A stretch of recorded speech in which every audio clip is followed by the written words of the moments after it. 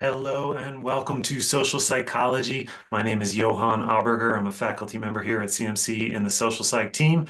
Honored to be talking to you today about the phenomenon of social cognition. Social cognition is what we're talking about here.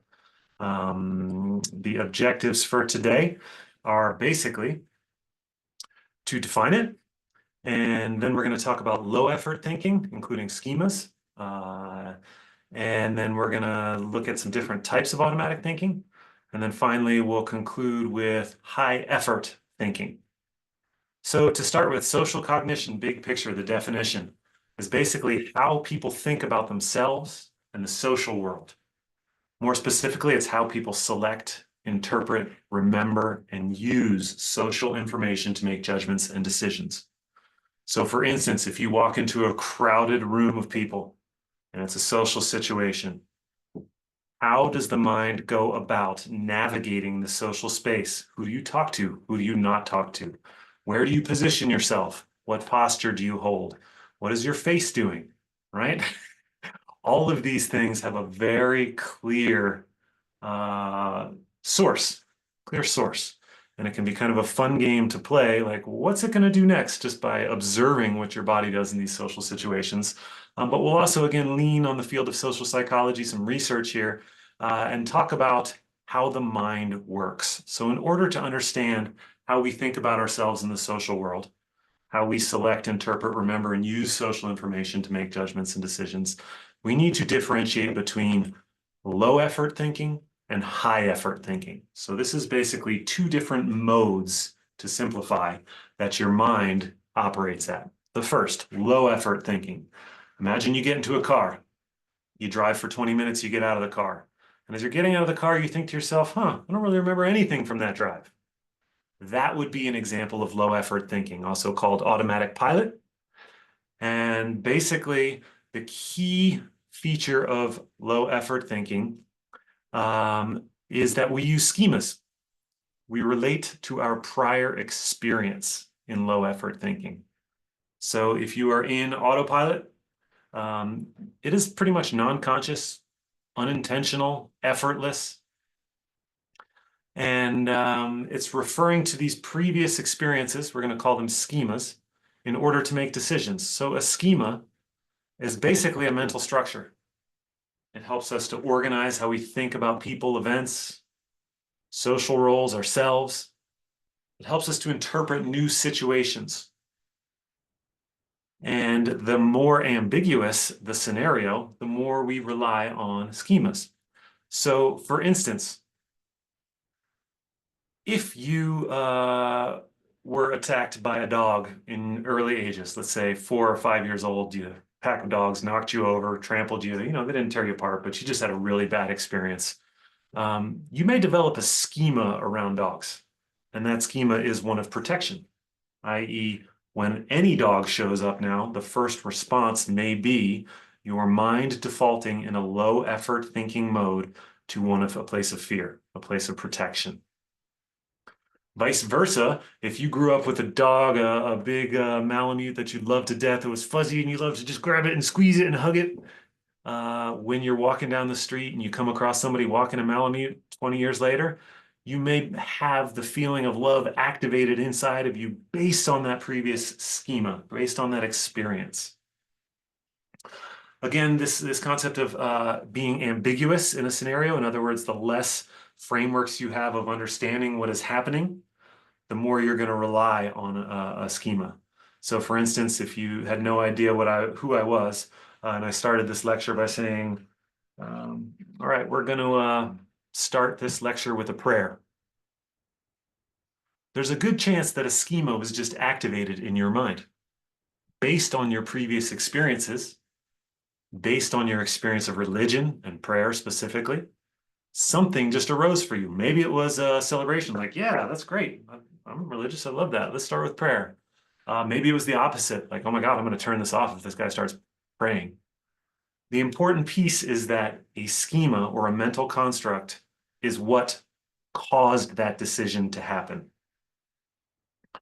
So schemas rely on previous experience.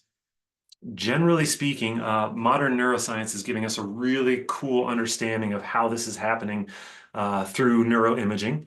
And what we're seeing is that in the midbrain, there is a structure there, specifically a center called the hippocampus, which is kind of like a librarian. Your hippocampus can be thought of like a librarian. And all of your senses are gathering information in real time right now. Your sight, your hearing, your smell, your taste, your bodily sensations and feelings. And your hippocampus processes all of that at the same time. It is one of the only true multitasking systems in your brain that is happening, an unbelievable amount of data getting processed.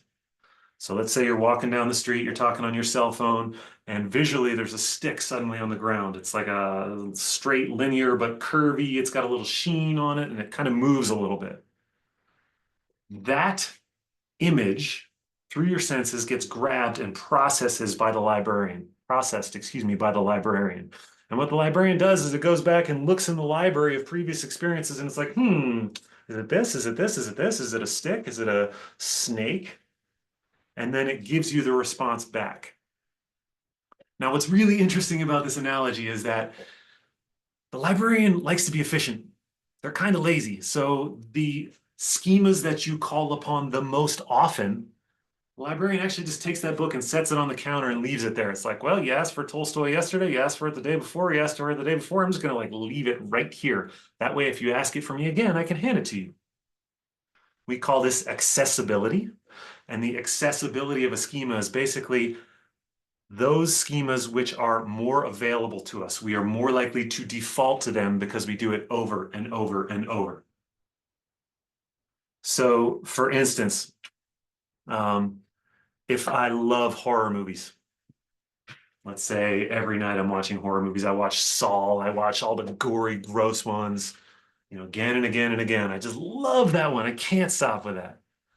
And then suddenly I'm outside, not suddenly, I walk outside in the evening, I'm looking at the moon, I'm stretching, and I hear a stick break over there. I'm like, right? Immediately I'm about ready, I just feel like I'm about to get attacked because I have created a schema which interprets the world through a specific lens. That is really important information to play with because basically it suggests that when we are consciously engaging with things, meaning I'm choosing to watch X or listen to Y or surround myself by people who are this way, we are building or reinforcing schemas which can be activated in real time. I also want to be careful here because a lot of experiences happen to us without our control. How you grew up you could have developed schemas inside of a space that you had absolutely no ability to change. So I don't want to make this a conversation about free will, and I don't want to make this about, blaming people for how they think. So just know that these structures are based on previous experience. Heuristics are slightly different. Heuristics is a mental shortcut that your brain makes for efficiency reasons. So for instance, in backcountry skiing, one of the heuristics that we're trying to be aware of is this idea of social proof. Well, there are people over there skiing. It must be safe, right? We can follow them. Don't mind this sign which says like, hey, this is like really dangerous. Another shortcut that we use is the expert halo, right? So for instance, if a doctor gives you advice, you often will believe them, even if their doctorate is in mathematics, right? Or in this moment, you may be thinking, well, Johan's the teacher, he must know something. And I'm here like, I don't know, Jack, like, can't give me that power. But the mind loves to be efficient. And so there are these shortcuts which may or may not be accurate. That's really important. Both schemas and heuristics can be total bullshit. They may lead you down the completely wrong path. But this is how the brain is making decisions. So that is low effort thinking. Again, low effort thinking, think automatic pilot. High effort thinking is what we're going to contrast that with. And this is basically when we bring in some effort of control into our thinking, or focus may be a better word because it isn't always control. It's conscious, it's intentional, it's voluntary, it takes effort. Imagine doing like the crossword puzzle on Sunday. That is high effort thinking. Doing math problems, working on complex problem solving in any number of fields. Some interesting things about high effort thinking that you probably know because you've been doing it your whole life is that you really can only focus on one thing at a time. The research right now, watching people do homework with a phone nearby that bings intermittently, the amount of time it takes to go in and out of high effort linear thinking on one thing is actually pretty fascinating how much time you lose in shifting from focusing here to focusing here to focusing back to here and how much you're retaining. So it really is one thing at a time in high effort thinking. You can do multiple things, but generally speaking, one of those things is going to be the piece that high effort thinking is focusing on. The rest is going to go into the realm of low effort thinking. So yeah, I can drive and chew gum and text and read the paper and put my feet up on the dashboard, but I'm probably only paying attention to the screen. So it's really freaking dangerous because everything else is happening under autopilot. We can aim it, kind of, high effort thinking. I'm going to give a couple of exceptions to that. But sometimes we really aren't choosing how it is operating. So let me contextualize that. Some examples. Anytime we focus, that should seem fairly obvious by now. Anytime we focus, that is high effort thinking. But here are a couple ones that may be worth considering. Counterfactual thinking.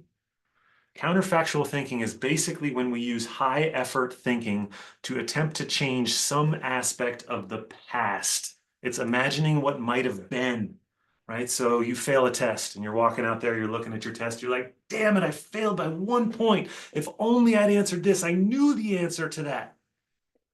You're arguing with reality in a way that's not going to change it, but it is in fact high effort thinking. There's a really interesting social psych study which looked at happiness for athletes who medaled in events. And basically what they suspected was that they were asking like, well, who's happier? The athlete who got bronze or the athlete who got silver? Now, logically, the person who got silver did better. But when they looked at happiness, what they found was a gap between what they expected there. And oftentimes the person who got bronze was in fact happier with their performance because they're like, wow, I didn't think I was going to get a medal. Whereas the person who got silver was like, they are going through counterfactual thinking of like, I was so close to getting gold. If only I had done this, I would be that person. So that is an example of high effort thinking, counterfactual thinking. Another one that probably doesn't need much explanation is rumination. And really important to note that rumination is not intentional or voluntary. This is high effort thinking that just happens. It's when you wake up at 3 in the morning and you're like, God, when she said that to me, I should have said, ah, right? Or you think of the 10 things afterwards, like, I could have said this, I could have said that, I wish I'd done that. Interesting to note, and probably not a surprise, that this can be a contributor to depression. It's in some way linked to depression. And I think this is maybe a bit of like grass is greener or blue sky. Look at the blue sky over there. It can be helpful.